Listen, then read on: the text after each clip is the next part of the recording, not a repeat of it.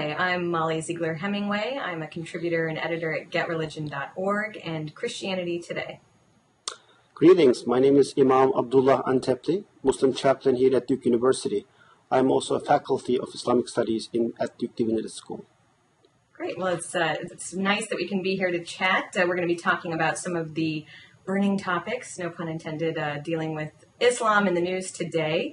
And maybe we could start out actually by you telling us a little bit more about your background, how you came to be Duke University's first Muslim chaplain, and what your academic interests are.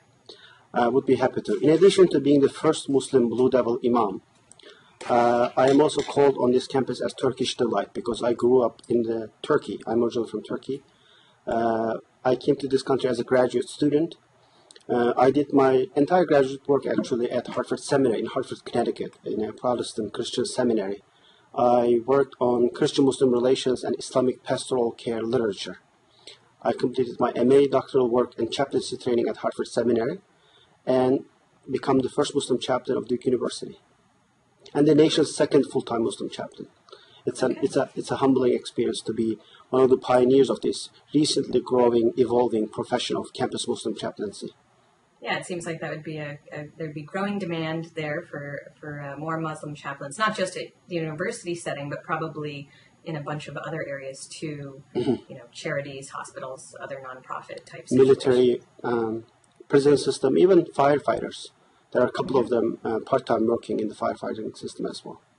Great. Well, maybe you can tell us a little bit more too. You said you're from Turkey, so that gives us some indication. But what particular branch of Islam you're within, or how we could situate your particular religious beliefs within the larger global Islam? Yeah, it's easier to put people, know where are they coming from. My own formational and educational growth until I left Turkey was pretty much limited to Sunni Islam. And within the Sunni Islam, of course, Turkish Muslim experience of within Sunni Islam, Hanafi school of thought, which is pretty much common among Turks, South Asian Muslims, and Central Asian Muslims. But I lived in Southeast Asia, again Sunni, but very predominantly Shafi. It's a different school of thought. And I lived in the Middle East. I spent some time as well. So I became a little bit global citizen. My formation and educational growth and exposure is not limited to Turkish Muslim experience anymore. But I would say mostly in the Sunni tradition. I'm a Sunni Imam. Great. Maybe we should just start by talking about the big story that was in the news recently. Terry Jones, the pastor in Florida, recently burned or oversaw the burning of a Quran, and there was quite the response in Afghanistan. Maybe you can tell us a little bit about your thoughts on the whole episode. It's really tragic and very disappointing. It came as a slap in the face. We thought he gave up all these idiosyncratic ambitions to burn the Quran. It's really disappointing. I think nothing justifies what these people in Afghanistan has been doing. I really lost sleep for a couple of days over this. I'm very disappointed. It is despicable and disgusting that people would kill innocent people, especially for those who came to help them, United Nations employees, just because somebody burned the Quran. I think this deserves the greatest condemnation of any sort, with the possible strongest words. There is nothing would justify what the killing of the innocent United Nations people, the murder of them.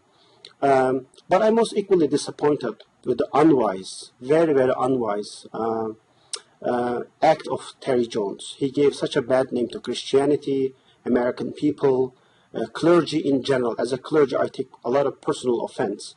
Unfortunately, I as an imam cannot make this statement. I'm not a security expert.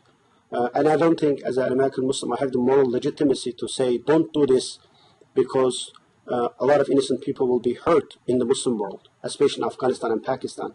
But people who are expert on these matters, from President Obama to a lot of generals in Afghanistan, they warned, if not backed him, not to do that because they knew the reality, what was the reality in Afghanistan and Pakistan if it happens.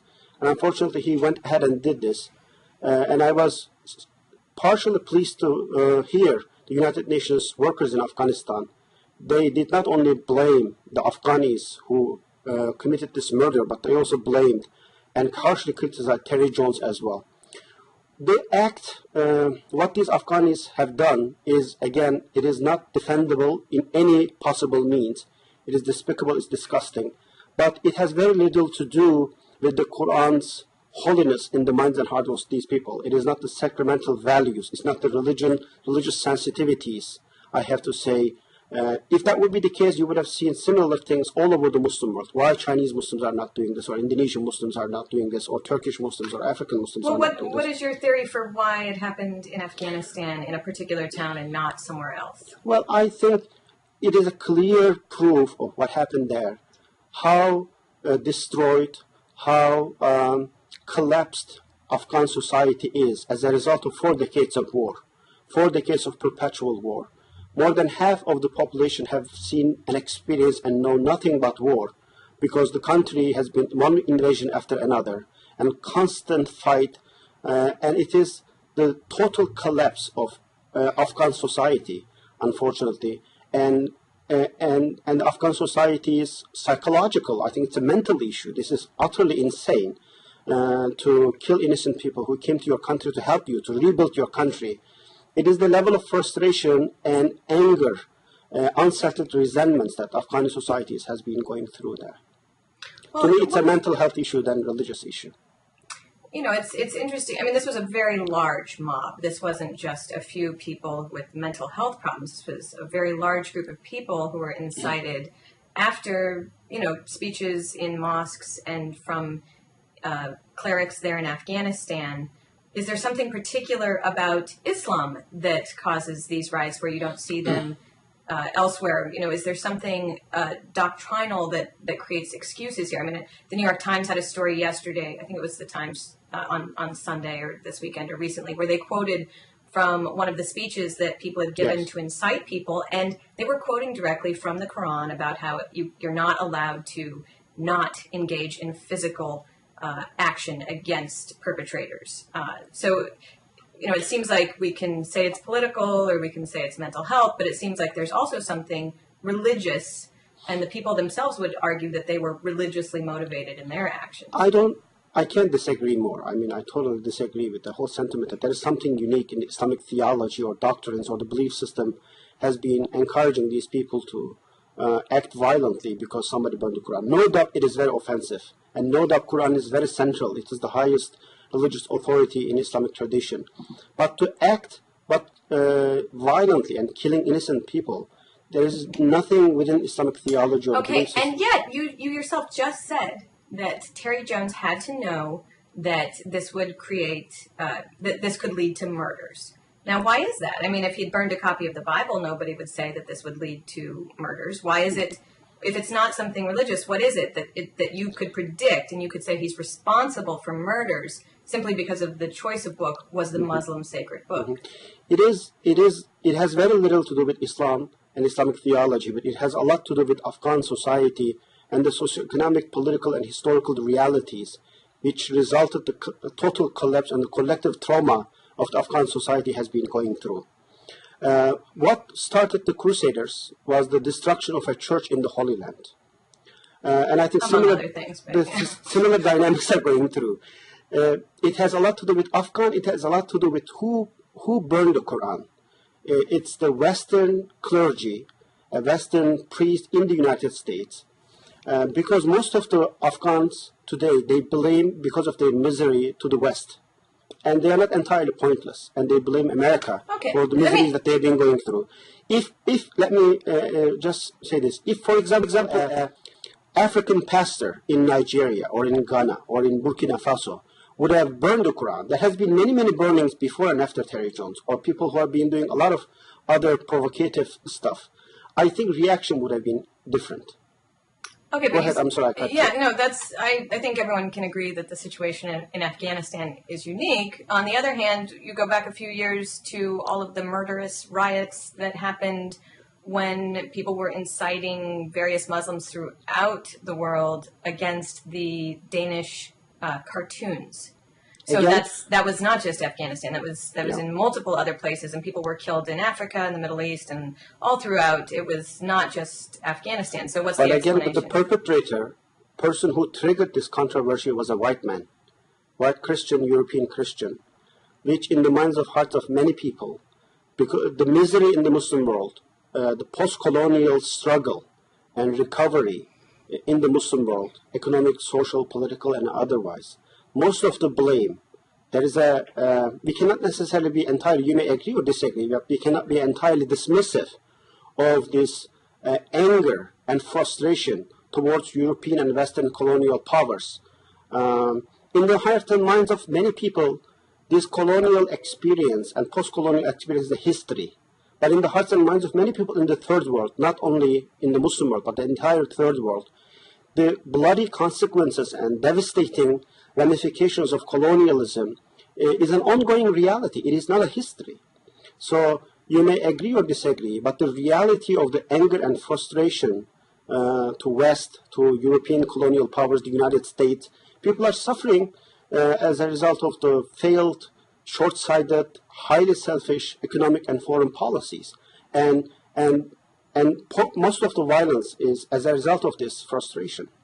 Yeah, I think that's, I think that's kind of ridiculous in that colonialism is a somewhat recent situation, and comparing the economic or other output of various Muslim countries with non-Muslim countries for many, many centuries, it's been a wide disparity. So I think it's kind of chickening out to blame colonialism for something like this. But that's actually different than what I was going to ask about, which is that I wonder if we're not assigning proper blame to those who use the lack of education or the easily incitable nature of some of these people. I'm thinking, again, I just read in Dissent magazine, which is a pretty liberal but well-regarded magazine, which talked about the ties between Iran and Afghanistan and the money being poured in from Iran to Afghanistan and how that might have played a role in Karzai's decision to try and sort of instigate these riots or speak in a what many people would think was an irresponsible manner about the Quran burning, highlighting it. There was some interesting information about how Iran and Afghanistan and Karzai, they all sort of at the very same moment publicized the Quran burning in a way that was somewhat suspicious. Or you look back at the Dutch cartoon controversy, and I think a lot of people don't realize that these cartoons were taken on a tour by various Muslim clerics, where they took the cartoons that had been published, they added cartoons of their own invention. They took a picture that was in a French newspaper of a comedian in a contest about imitating a pig, and they said that they took the picture of it, and they rewrote the caption to say that it was published in a Western newspaper. The caption was something like, "This is what Muhammad really looks like." And of course it outraged people, and it was totally fabricated. Or you look at the WikiLeaks showed that the Syrian government also decided to use these cartoons as a way to, rile up citizens and whatnot. Are we not, it's really easy to blame Terry Jones or, some other sort of vague and, tractable things, but are we not ascribing blame to some of these people who are really manipulating what they can get out of public reaction? I started my remarks by saying there is nothing defendable about these killings in response to Quran burning and in response to Danish cartoons. But what we are trying to not only put blame into the right place, but we are trying to analyze and understand. I think no one will have a proper understanding of the Muslim world as a people and Islam as a religion of today and its challenges and struggles, without necessarily trying to understand, without understanding the consequences of European colonialism, which is, again, in your remarks, you were a little bit dismissive that it's in the past, it has no ramifications and consequences of today. That is absolutely not true. I think to trace the economic, social, political, and collective failure of Muslim societies today, to say this as a result of Islamic theology, as a result of current dictators or the clergy, put the blame into the current picture. I think there is a lot of blaming the victim is going on in this rhetoric, because talking about pouring the money before Iranians in 1980s, American government and American intelligence services were pouring money in Afghanistan in the creation of mujahideen. These people, not only arming them and training them in a military wise, but also ideologically fueling the fire and aiming these people because it was the enemies of the enemies and therefore they were our allies. We were treating these people, receiving in our countries. Our top officials were meeting with them.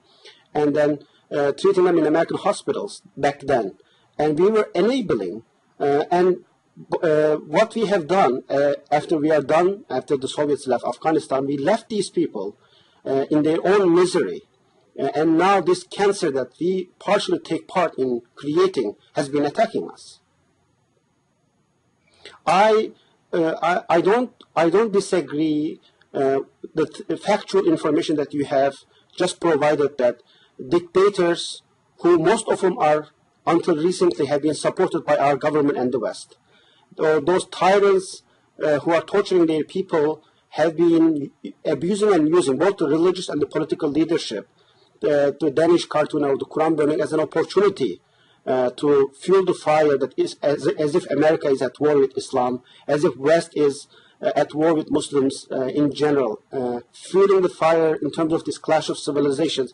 It's there, but to put the blame entirely them, and as if we have nothing to do in the creation of those dictators, as if we have nothing to do in the creation of these corrupt regimes and systems, I think it's a little bit missing the mark. Okay. Well, let's try and take it back home a little bit more. You've written and spoken extensively about your thoughts on what you say is a really big problem with Islamophobia in America. Can you tell us more about what you mean by that, and what are some good examples of that Islamophobia? Unfortunately, it's not the entire West. It's not the entire American society and American government. But a significant power basis in the West, after the collapse of communist bloc and the Soviet regime, they have been trying to introduce since early 1990s, Islam, Muslims as a one monolithic bloc, as the new international enemy to the West and the Judeo-Christian, so-called Judeo-Christian society. I mean, that term itself is to me very ridiculous, Judeo-Christian. Anybody who studies the 2,000 years of history between Jews and Christians would laugh. It's laughable.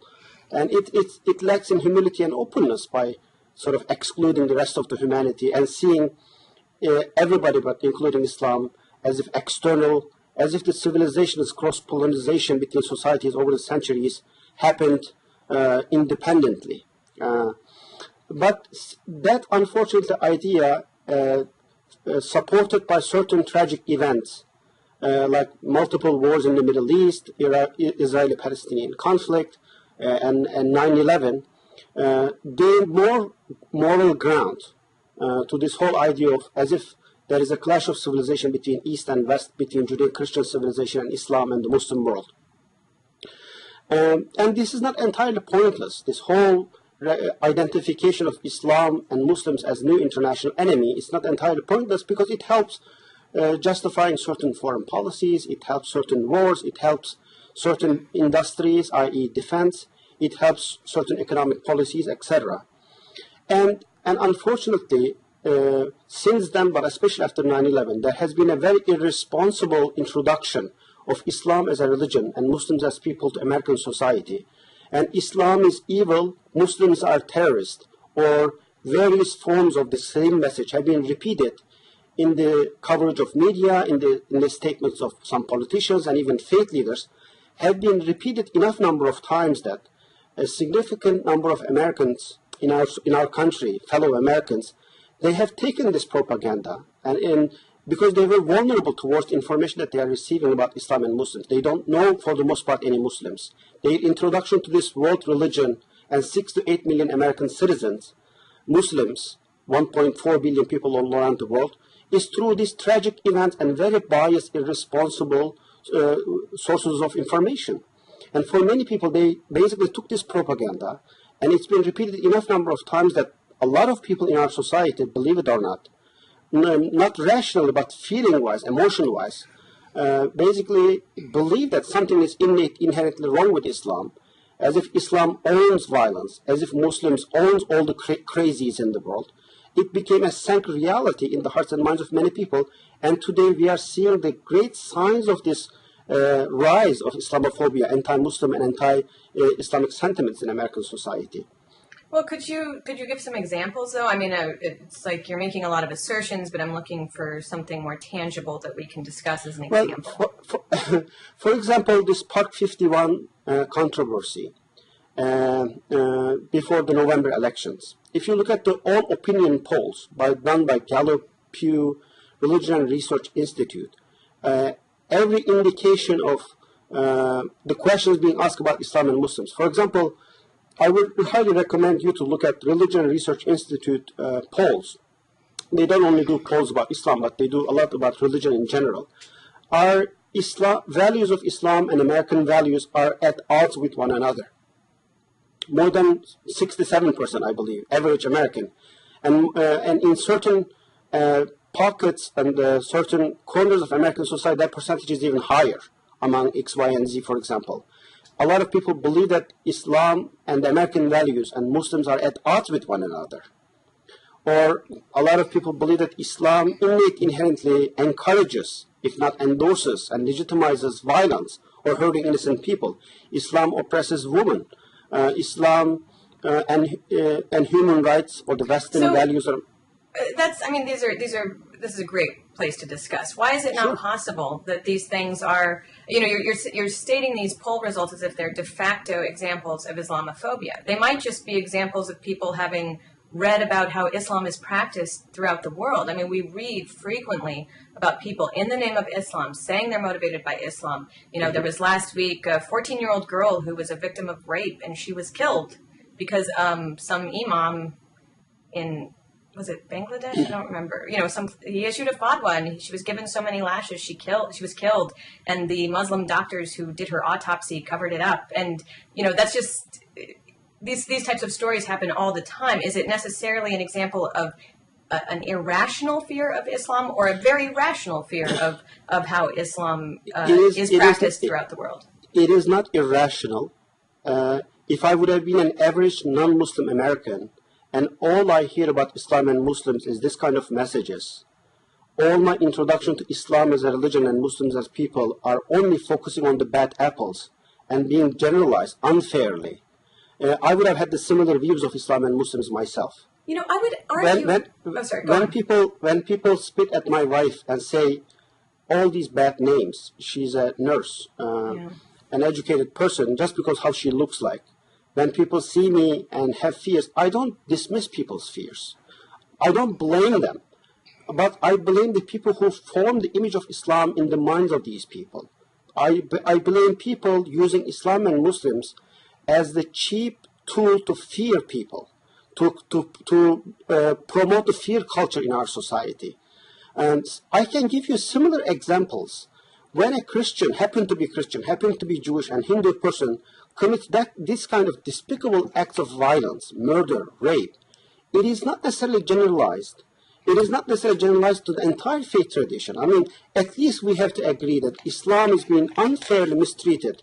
And the bad apples of Islam, I think we saw at least a glimpse of it, that how when Terry Jones became the face and voice of Christianity in American society in the Muslim world, a lot of Americans said, well, he is only 20 people, well, he is not representative of the entire Christianity. I think it's an opportunity for a lot of Americans to empathize with Islam and Muslims, that you are taking our Terry Jones, you are taking our similar people and generalizing,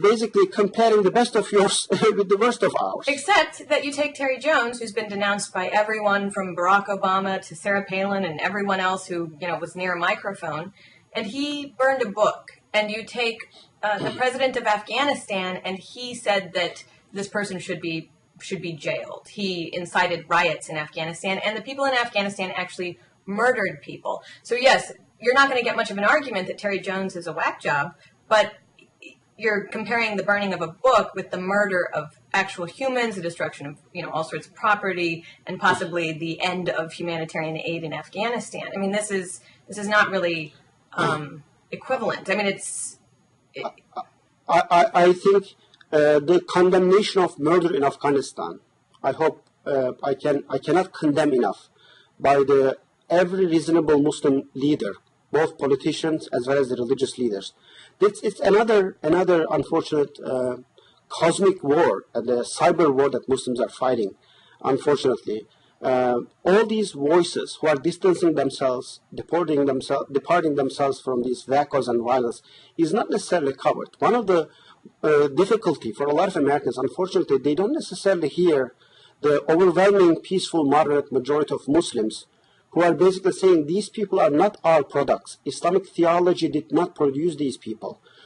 Muslim societies did not produce these people. These people are products of deeply failed societies, deeply failed policies, which global policies of the United States and Europe is also part of.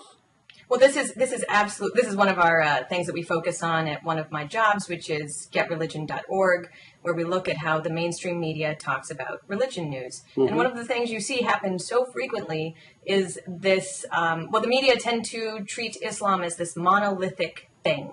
And they do it both by saying Islam is a religion of peace, and they sort of, push that meme. And then at the same time, whenever there is some example of something horribly horrific, it doesn't give people, because they've been told that Islam is this monolithic system of thought that is, we assert it over and over again, it's peaceful and it's nonviolent and all these things. Then when they are faced with some serious examples to the contrary, people don't have a way to integrate these ideas because they're told that it's just one way. And I think that actually produces more problems than if we could acknowledge that there are different streams of thought within Islam, that there are, there are different interpretations for how to engage Islam in politics. There are under different streams of thought in Islam, you have different treatment of women, and we're not allowed to have these discussions. And nobody in the media does a terribly good job of showing the doctrinal differences between different ways of thinking. And so then people, whenever they just they sort of embrace this idea that there is one Islam, but they do that while choosing to believe that it's a violent form of Islam. I think there are multiple monolithic treatments of Islam. There's a group of people, as you rightly pointed out, very Pollyannishly monolithize Islam and say Islam is a religion of peace, Islam is this, Islam is that. I think no religion is a religion of peace. Christianity, Judaism, Buddhism, religion is what you make out of it, and no religion is monolithic. But at the same time, there is another group of people who, to me, their voices are a lot louder in American society than the first group. They treat Islam as a monolithic block of primitive, archaic, barbaric, violent people, and say Islam is nothing but a political ideology, Islam is nothing but seeking political dominion, Islam is nothing but women oppressing people, innocent people killing religion. The truth is neither.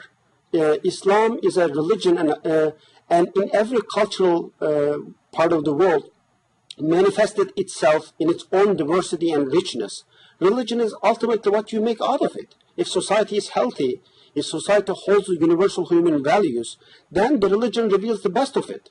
But if society is completely failed, and religion is ethically, morally failed, it doesn't. You cannot expect the religion of those societies to reveal the best of it necessarily. Well, I think also, though, it's kind of problematic. You took the Park 51 example, where you had a majority of Americans, including, in New York and outside of New York, and strong majorities of Americans saying they really thought this was a bad idea to build this huge Islamic center in a building that had been destroyed or damaged in the 9/11 terror attacks. But at the same time, you had strong majorities of Americans saying that they thought that whoever owned the building had the right to do whatever they wanted with it. And to characterize that view as Islamophobic, to me, makes the term utterly meaningless. I mean, it seems not that crazy that you could hold those two views at the same time, that it's a really bad idea. And it's Why do you think, Mollie, overwhelming majority of Muslim Americans, they believe that that Park 51, opening an Islamic center there, as they call it, Ground Zero Mosque, was a bad idea? Why do you think? I don't know, and I'm not part of that group, but Give me your personal guess.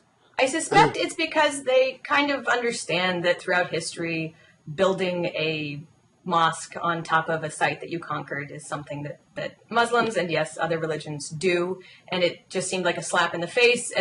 On the one hand, you have all these terror attacks being waged against Americans in the name of Islam. I mean, there could not be any doubt how fervently religious each and every one of these attackers was. And every single other Muslim terrorist always, explains in great detail how they're motivated by their religious views. And Americans have done, by and large, a really good job of saying, well, that's not all Muslims. This is just a particular, violent, sect or group within Islam. And they think they've handled the response pretty well. You didn't see, many hardly any at all problems in the aftermath of 9/11 in terms of, you didn't see like Americans rise up and kill their Muslim neighbors or something. Even, when you compare it to what happened in Afghanistan, again, just last week, there was nothing like that happening in America. And I think they thought they handled it really responsibly and respectfully, and they thought that maybe there would be some respect shown back to them. And when they saw this plan to build right there, and particularly when the founders and the group behind Park 51 claimed they were doing it, in response, they claimed they were doing it there to send a loud message about, about this. I think it just seemed really disrespectful to them. I think you answered my question, but people found this Park 51 Islamic Center is a bad idea because overwhelming majority of Americans, they find Islam to be guilty or Muslims to be guilty of 9/11. They basically unfairly and unjustly, in my mind, not to be dismissive of their fears. Again, it's a very complicated. They partially believe because Islam is responsible for 9/11 as a religion, and Muslims are responsible for 9/11, and therefore it is unwise. It is a bad idea to have a mosque near that tragic place where hundreds of Muslims themselves have been killed, where Muslims after 9/11 have suffered not only in the United States, all over the world, in response to 9/11. Thousands of people. I wish I could agree that by and large Americans have, you are comparing a civic society, the health of American society with societies who doesn't have even 1% of that civilizational and social strength. And comparing,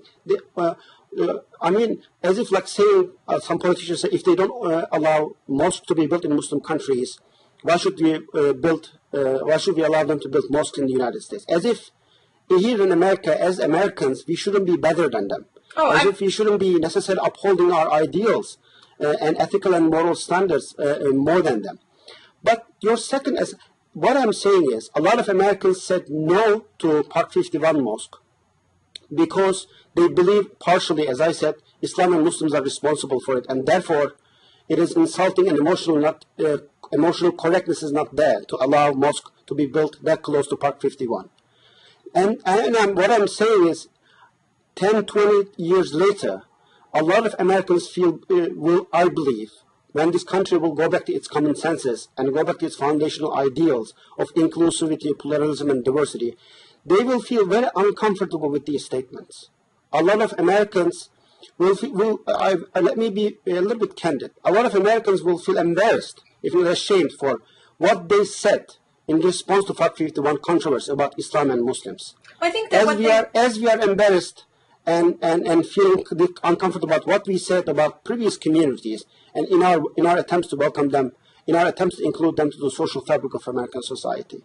But you yourself previously that you thought, you said if you had been asked about whether it was a good idea to build this Islamic center, in an area that was damaged and right near ground zero, that prior to all the outroar, you would have said it was a horrible idea. So you're just saying the same exact thing that Americans were saying, but they get called Islamophobic.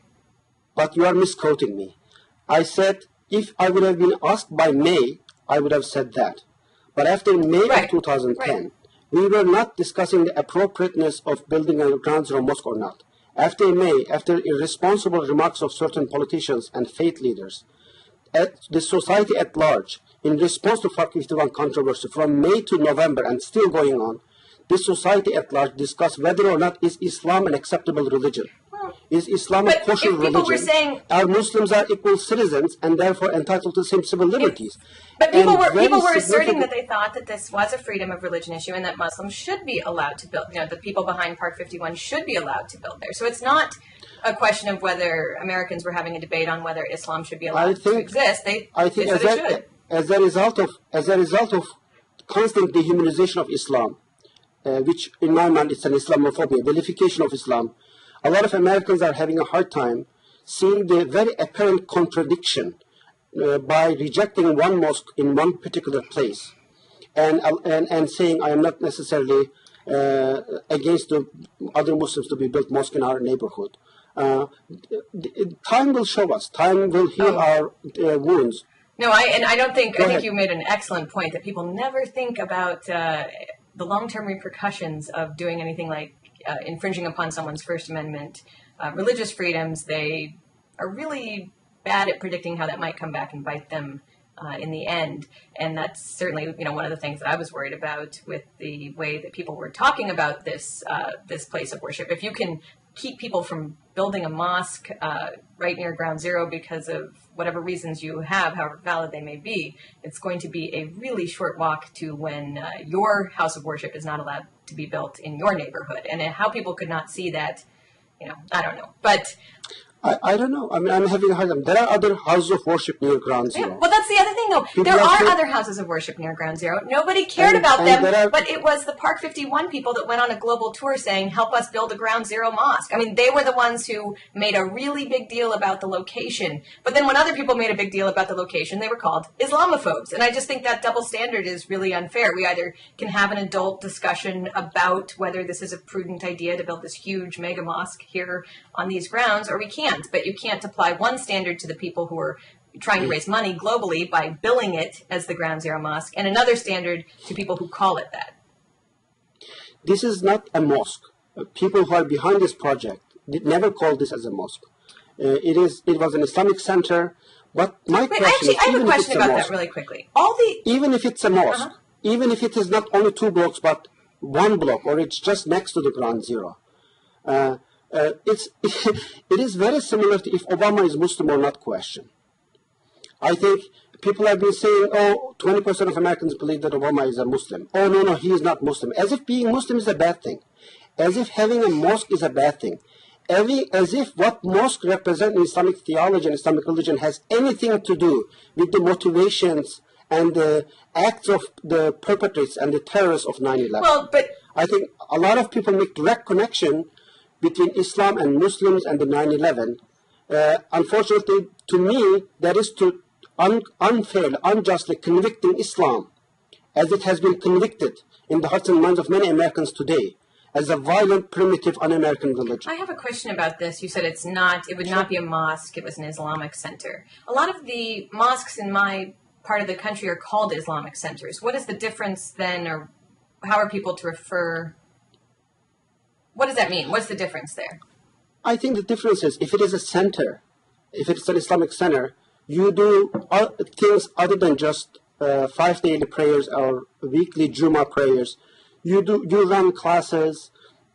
Pretty much, you use mosque as a space for certain cultural, social events, etc. But if it's a mosque, it specifically implies what you do there is just religious and spiritual. You try to respond to the religious and spiritual needs of those communities. But if it's an Islamic center, there is a much broader vision and mission of that place and space and how it's being used. And can you tell us more about that? So if you're in a given part of the country and you have some mosques and you have some Islamic centers, does that mean, are the Islamic centers generally just really large communities and they've grown to the point that they can offer all these other services? Or yes. Is there a religious distinction there that we should be aware of? Or meaning, are there different religious, is one religious group going to always call themselves a mosque as opposed to another that might go with Islamic center? It's pretty much the first, not the latter. I mean, when people use these terms interchangeably sometimes, in the minds and hearts of many Muslims, it is just the same thing, mosque and Islamic center. But I think it's pretty much bigger spaces. The places of worship which offers a variety of programs is called more, in general, as Islamic centers and not just mosques. Okay. And also, overwhelming majority of Muslims are, it's somewhat tactical as well. They are not very religious. Most Muslims are not necessarily practicing Muslims. By saying mosque as a place of worship, I think that gives a different kind of message. But if you say Islamic center, and if you put the cultural practices, social practices at the forefront, you welcome more diverse people who are not necessarily all the time practicing. Could you tell us more about just that thing that you just said about not many Muslims are religious? Can you explain exactly what that means? Do you mean they don't, for instance, pray 5 times daily, or they don't attend a mosque? They don't. Or what does that mean exactly? Unfortunately, again, you take this as a surprise because, like many Americans, the impression. Okay, I shouldn't put you necessarily on the spot, but many Americans, as if believe that not only Islam is monolithic, but all Muslims are believing, practicing Muslims. All Muslims, look at the alcohol consumption in the Muslim world. I'm originally from Turkey. I mean, alcohol, which is strictly prohibited and banned in Islam, and no sane religious practicing Muslim would even touch a drop of alcohol. But look at the Muslim world and the consumption of alcohol. Turkey consumes more alcohol than many European countries. I think we are number 4 or 5. Only Germany and France is defeating us. To think that everybody is somewhat brainwashed, 1.4 billion, and constantly following every rules and regulations of Islam, and they are strict adherents and the followers of religion, this is not even possible. It has never been the case. You said you were at the Hartford seminary, the institute there. Did they ever do any studies on what percentage of American Muslims are, devoted in their beliefs or anything like that? Yes, because Hartford has a institution of religion and research. Mm-hmm. They do sociological research. But there are several really good studies at Harvard, the Pluralism Project by Diana Eck, and Ihsan Begbi, for example. He's a great sociologist of religion, a Muslim scholar who has been doing a lot of quantitative research about the number of attendance in mosques, number of attendance in Islamic organizations and their activities. The most exaggerated percentage, number of Muslims who are involved and believing and practicing and they go to mosque regularly, the most exaggerated figure is 20%. Mm-hmm. That kind of makes sense, actually. Okay. And it's very much consistent with other faith traditions. Right. I think the level of practice is somewhat similar. To think that Muslims practice more, as an imam, I wish that could be true. Well, there was a Pew study last year that showed, they surveyed 6 Muslim majority countries. I don't remember exactly what they were. I remember Turkey was one, and Jordan, Egypt. I can't remember what the others were. But they released the results, and they were like, oh, it's really good. Not that many people support Al-Qaeda in these 6 countries. And it was like, in Turkey, it was 3%, something really low. But, Nigeria. Oh, I don't think it's that high. In Turkey, I think it was less than 1%. I don't know. I mean, I know it was single digit, under 5, but I don't remember exactly. But in Nigeria, it was close to half. But they said that was really the only country that had a problem. But if you added up how many people this represented that supported Al-Qaeda in these 6 countries, it was like 150 million people. I was like, that's still way too high for me. But, but it was it's a good reminder even there that there's a lot of diversity of belief, even in, countries that have, more systematic approaches to religion or whatnot. But as an American Muslim, what I say, that popularity of evil organizations like Al-Qaeda and other terrorist organizations, their support by actual Muslims, again, we have to put the blame. If you say, okay, 150 million Muslims are supporting Al-Qaeda, or just in those 6 countries, approving within the 1.4, whatever, I think that's a huge number. Even 1 million person it's a lot.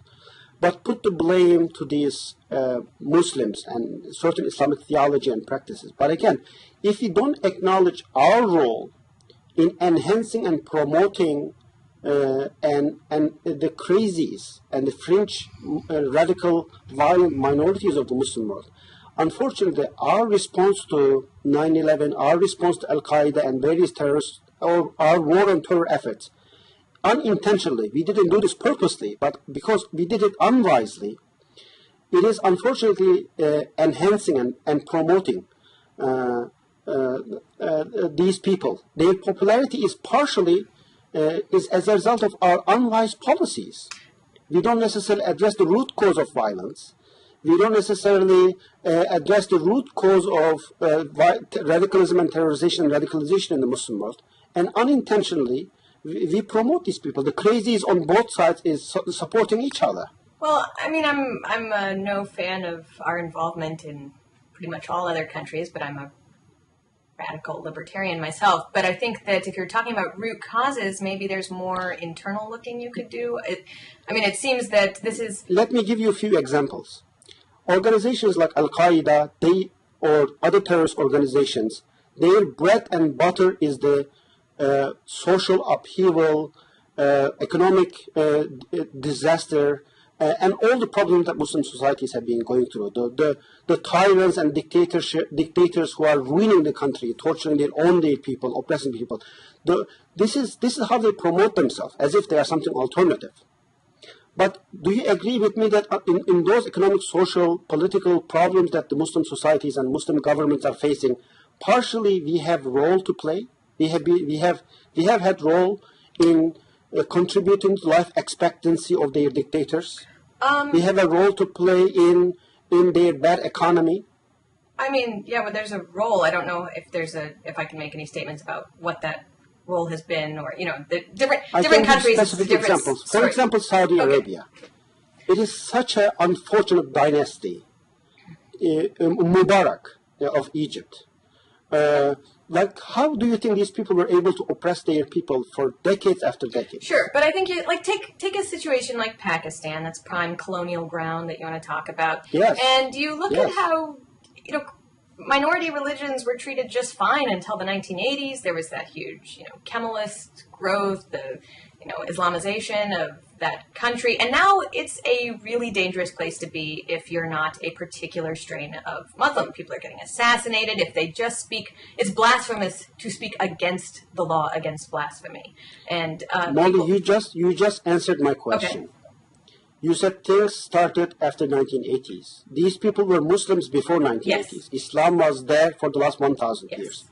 So nothing new religiously happened. Well, you don't think people the 1980s, a lot of new stuff happened religiously in Pakistan. I mean, it became, the Islamism was a major driving change in the society. You look at the laws, the blasphemy laws. I mean, that you can't say that's not religious. If the change after 1980s only analyzed and discussed in the religious terms, as if the social, economic, and political, and certain foreign policies and economic policies of the West, especially the United States, in that region, what we have done in 1980s has nothing to do with this. It is all the Islamization and the Islamic revivalism in that part of the world is the main cause of this problem. I think we are just missing the mark huge.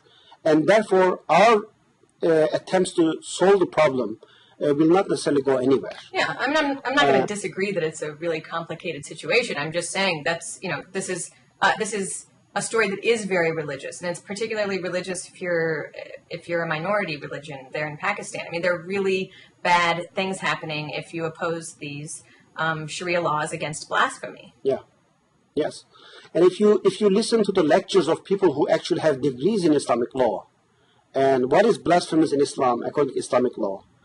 We have a great scholar of Islam, Ibrahim Musa, Islamic law here at Duke University, and also Azhar, most of the religious scholars of the Muslim world, they condemn the blasphemy law in Pakistan, saying there is nothing Islamic about this blasphemy law.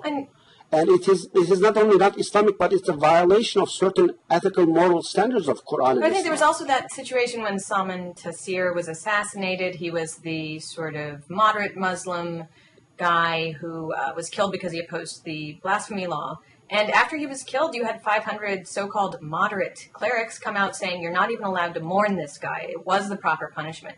So it may be outside of Pakistan you're seeing a lot of people denouncing it, but within Pakistan's Muslim community, it sounds like things are not going very well. I am disgusted. I am horrified and dismayed. Not only overwhelming majority of Pakistanis, unfortunately, they declare this guy who killed that governor as a hero. I mean, it says a lot about the total collapse and the collective trauma of Pakistani society than Islam. That's what I'm trying to say. Why nowhere else in the Muslim world, but in Pakistan, this is happening and it is receiving support. We have to localize the problem and try to see what are these distinct, unique challenges that Pakistani societies have been going through. And how did we get there? Blaming Islam or Islamic theology or Quran will not get us anywhere. Well, except you said, it's Pakistan, but I was just, in preparation for today, I was looking at different things that have been called blasphemy recently. So in Sudan, blasphemy has recently been defined to include denouncing stoning as a human rights violation. If you say that, that's blasphemy. In Bangladesh, if you open a girls' school, that's called blasphemy. If you criticize the guardianship of the jurists in Iran, that's blasphemy. If you petition for a constitution in Saudi Arabia, that's blasphemy. If you use the word Allah and you're Christian in Malaysia, that's blasphemy. If you reject an order for violent jihad in Sudan, that's blasphemy. If you pray at the graves of relatives in Saudi Arabia, that's blasphemy. If you translate the Quran into Dari in Afghanistan, that's blasphemy. If you accidentally tear a calendar page containing a Quranic verse in Pakistan, name a teddy bear after a boy named Muhammad, so on and so on and so on. It's just, it goes on. Throughout the world, you can be accused of blasphemy in all sorts of different ways. With all due respect, Mollie, again, you are committing the same mistake. You are taking the frantic, insane statements of very fringe, marginal minority groups in all these societies and thinking all Malaysians are thinking this way, all Bangladeshis are thinking this way. There are hundreds of thousands of girls studying in girls' school in Bangladesh. There are 140 million people there. To say that that statement is approved and supported by all Bangladeshis, I think it is really unfair, to say the least, if not adding insult to the injury. But, I mean, it is also true that these are problems in countries other than Pakistan. I mean, for the people who are persecuted because they're accused of blasphemy, it's the same for them. I mean, it's a freedom violation for them. There are blasphemy laws, and the practice of blasphemy laws it's not universal. It's not the same law we are talking about. It's not the same situation that we are talking about in all Muslim countries. I mean, their interpretation, their understanding, they have a different state structure, they have different judicial system. It is not the same law that you've been jumping from one country to another. It's as interpreted differently. Yes, absolutely. Your statement is really misleading and factually wrong. I mean, are you saying these are not examples of how blasphemy is prosecuted in different countries, or? They are not the same blasphemy law, and some of them are just the statements of crazy few clergies, as Christianity, Judaism, and Buddhism never lacks. And these are fringe voices. They are not legislated. They are not practiced law. They are not commonly accepted norms in those societies. That is just not the case. I don't know. I mean, what about like apostasy laws? Those seem to be, you see less variance than those in countries that practice Shariah. Can you explain to us? Can you give me an example of one country which are ruled by Sharia? Well, I mean, are you saying do different countries claim that they are practicing Sharia? For example? Well, I guess I don't understand exactly what you're asking. No, you just said in the countries where Sharia is practiced. Give me just one example. Okay, so Pakistan. Pakistan, former British colony, who have been suffering with militarist dictatorship in a very funny democracy. To say that Pakistan is run by Sharia law, no, I mean, they would say that their legislation is guided by Sharia, would they not? I'm not a Muslim scholar. I'm not going to say whether they do a good job or a bad job. I'm just saying they claim that they are guided by this. They don't claim this. The only claim in the Pakistani constitution is they consider Sharia as one of the sources of inspiration and knowledge to their constitution. I mean, it is not run by Sharia. There is not a single country, including Iran and Saudi Arabia, even claim to be purely run by Sharia. Sharia itself is not a blueprint Muslim constitution. Right. I mean, maybe we should just turn it around so that you can tell us what your view of what Sharia is and how it's being practiced throughout the world, however imperfectly. First of all, what Sharia is not needs to be understood. Unfortunately, that's the biggest misconception about Sharia. Sharia is not the Muslim equivalent of constitution. There is not a blueprint Sharia book between two covers as an alternative to U.S. Constitution or European Constitution or any constitution whatsoever.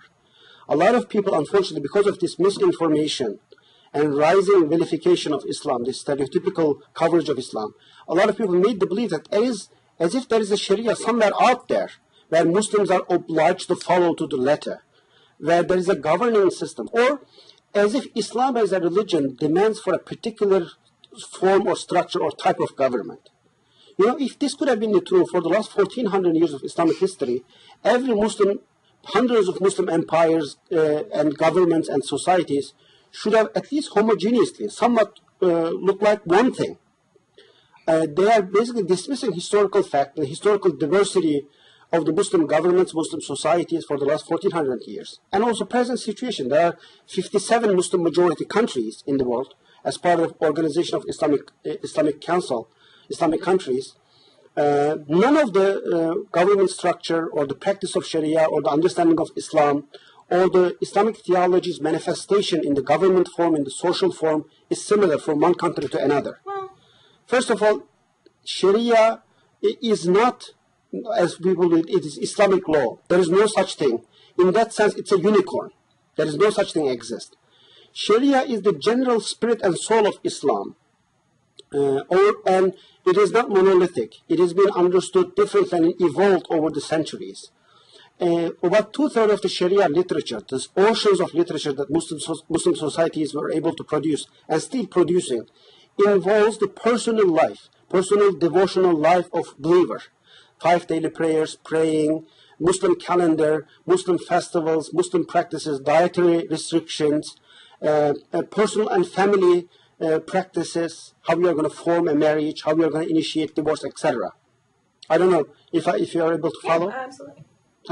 Yeah. But I guess, I think you're right. People don't understand what people frequently toss the term Sharia around without maybe understanding the breadth of what it is. But you said, I think it's actually kind of similar. You had mocked the idea that there is a Judeo-Christian way of looking at things, but it's somewhat similar to how various countries that have more of a Judeo-Christian founding have similar but not equivalent systems of law or constitutions. You can tell they're kind of guided by the same general principles, even if you look at the difference between the way the individual is treated in countries with a more Judeo-Christian legal framework as opposed to a Muslim framework. You can see general differences, but I think it's silly to act like Sharia is one very easy to read and easy to comprehend system of law. And also I think it fails to note how vigorous the debate is about what Sharia, what it means to practice Sharia, both on a personal level and on a political level. And there, of course, these are where probably some of the best debates are happening.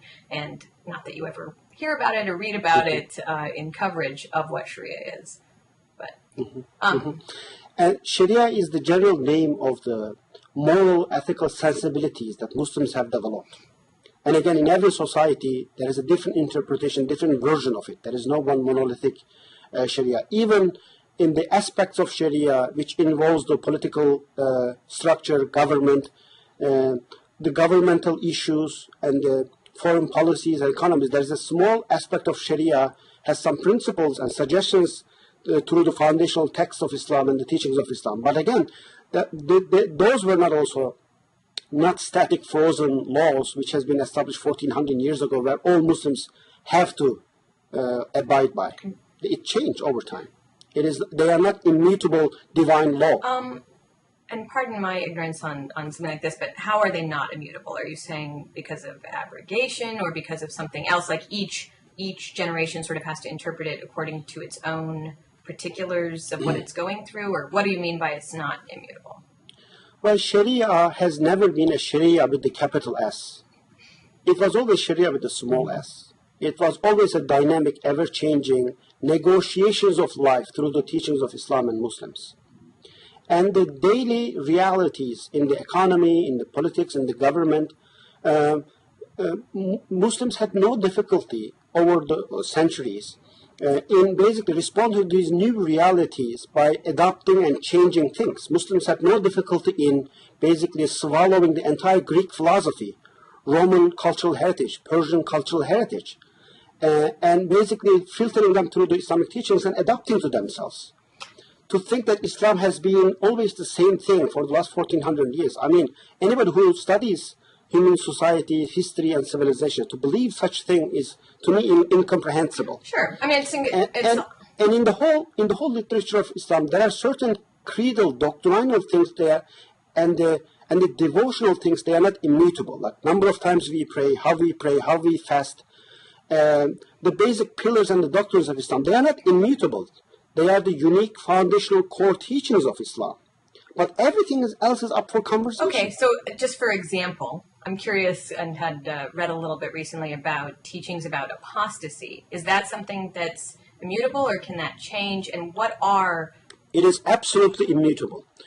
For example, the laws that unfortunately Muslims and non-Muslims, radical Muslims and Islamophobes, in many ways the Islamophobes and the radical Muslims, as if they graduated from the same madrasa, same school, same... They're in agreement about what Islam says. Yeah.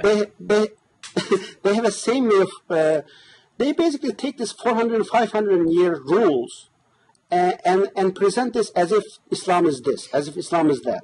Those apostasy practices, legal practices vis-a-vis apostasy, are the results of those societies where your religious identity was reflecting your citizenship, where your religious identity was reflecting your civic identity as well. Like if you are a Muslim or Christian or Jewish, that also tells you your tribe, your society, etc. But we are living in a completely different world. My religion doesn't reflect my citizenship. I am an American Muslim. If I were to live in England or Turkey, there are American Muslims, there are Jewish Muslims, there are Jewish Americans, Christian Americans, and Buddhist Americans, and our religious identities are not necessarily telling the social status. We are not governed with the same kind of laws or the social structures anymore.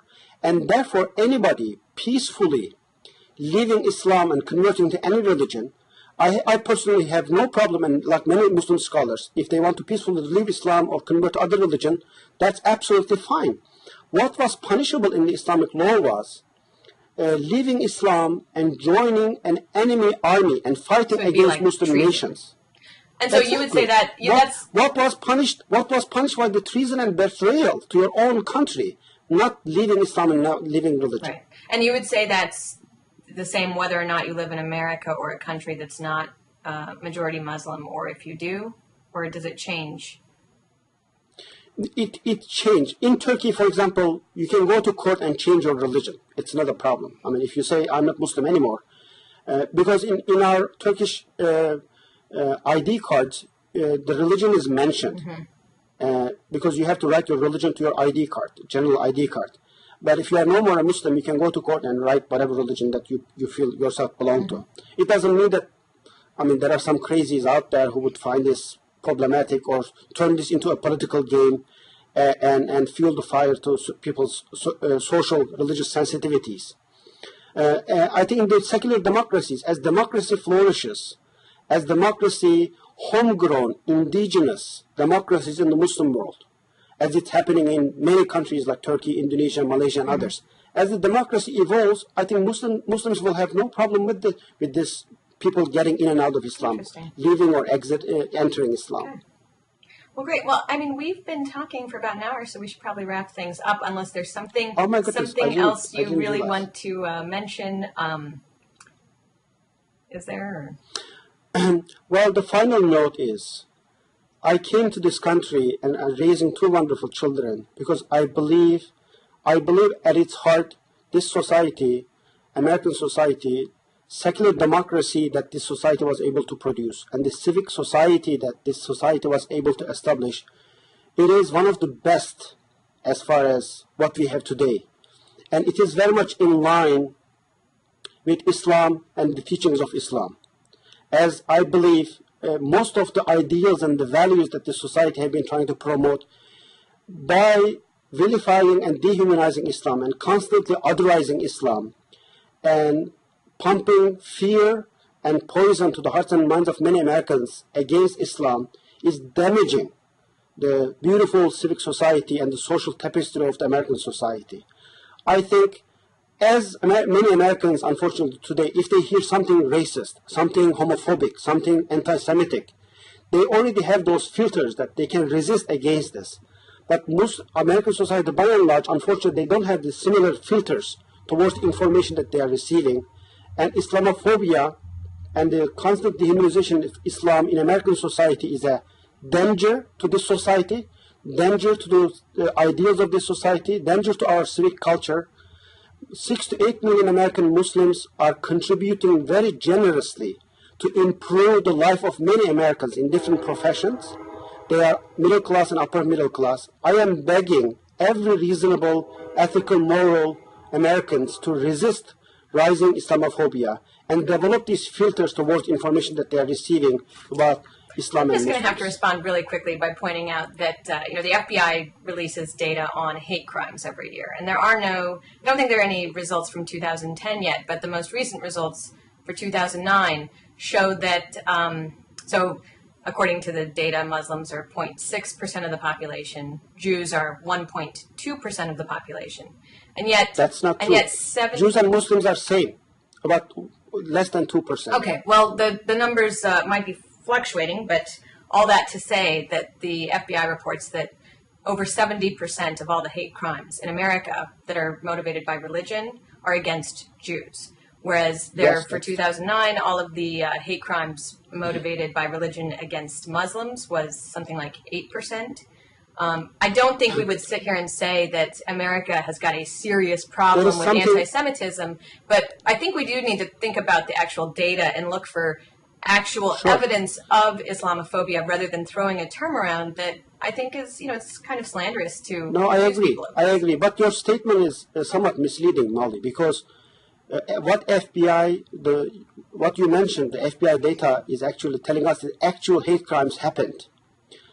But if you look at the data, whether or not potential hate crimes, there was a hearing in the Senate in response and in criticism to Peter King hearing in the Congress. A Democrat senator from Illinois held a hearing about the hate crimes and the civil rights violations of American Muslims. I don't know if you were able to listen to some of the presenters in that hearing. No, but they were basically sharing my sense of urgency that the ground has become increasingly more fertile. I'm not saying there are people out there hunting Muslims, but because of this rising, what's happened, this is Islamophobia, the ground is becoming more and more fertile towards hate crimes against Islam and Muslims. We shouldn't only act when things have gone really crazy and bad. Agreed. We should preemptively see the problem coming, and there's a wonderful Turkish redneck joke. A Turkish redneck sees a huge banana peel on his walkway, a slippery banana peel on his walkway. You know what he says? What? He looks at the banana peel and says, "Oh shoot, I am going to fall again. I am going to step on that banana peel and fall again." We shouldn't necessarily wait until we step on that banana peel and fall and take necessary measures and try to educate American society towards this rising issue and problem. It is also true likewise that we should probably have a good sense of proportion about how unbelievably rare hate crimes are in this country, and how this is actually, particularly considering how diverse our population is in terms of all facets of ethnicity, it's probably a more important story about how rare anything bad really happens. But I can't expect the media to report that, since it's so much more exciting to run Time magazine covers saying, "Is America Islamophobic?" But I just ask for some perspective. So clearly, America is not Islamophobic. Clearly, American society is not Islamophobic, and I hope people all around the world will hear this. But American society is vulnerable towards the information that they are receiving, Islam and Muslims, and American Islamophobia as an ideology, this anti-Muslim sentiments are on the rise in American society, which has reached to a dangerous level, which I'm inviting everybody to fight against and combat against. Hopefully, hearing more about it, such as from you here today, will help with that. And I can't tell you how much I enjoyed this chat. I really appreciate all of your frank and honest answers, and hope we can do this again. My pleasure. Looking forward to it. Thank you. Thank you.